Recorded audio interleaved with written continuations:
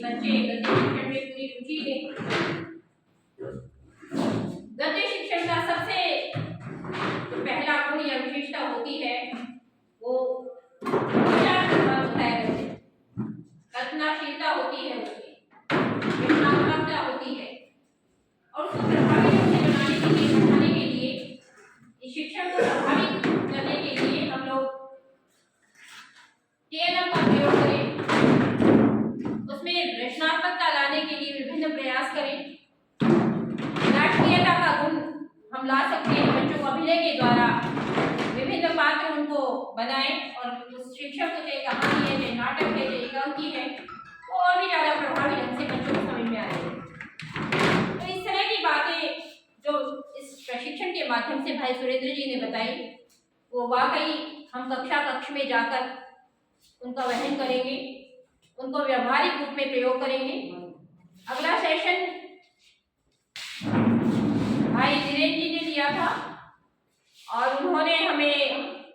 नई राष्ट्रीय शिक्षा नीति है उसके बारे में विस्तार से बताया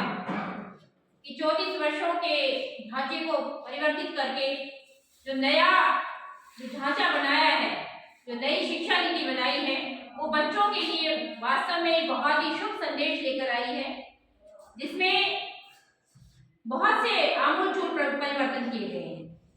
तो भाई नीरेन जी ने विस्तार से व्यापक रूप से हमें नई शिक्षा नीति के बारे में एक बार पुनः जागृत किया। उन्होंने बताया किस तरह से ये जो नई शिक्षा नीति है बच्चों के भविष्य के लिए एक उज्जवल प्रकाश का काम करेगी, किस तरह से देश और समाज को एक नई दिशा और दशा प्रदान करेगी। नई शिक्षा नीति में जहां पर भाषाई प्रयोग का सवाल है, बहुभाषिकता को स्थान दिया गया है, त्रिभाषा सूत्र का यहाँ पर प्रयोग किया गया है और किस तरह से समावेशी शिक्षण का प्रयोग करके हम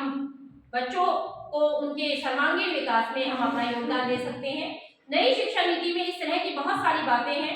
जो पुराने शिक्षा नीति में जहां हम कमी महसूस करते थे, आंचलिकता को भी यहाँ पर बहुत ज्यादा महत्व दिया गया है, साथ ही सांस्कृतिक तत्वों का समावेश किया गया है। अध्यापकों के शिक्षण के लिए 50 घंटे का जो कम से कम 50 घंटे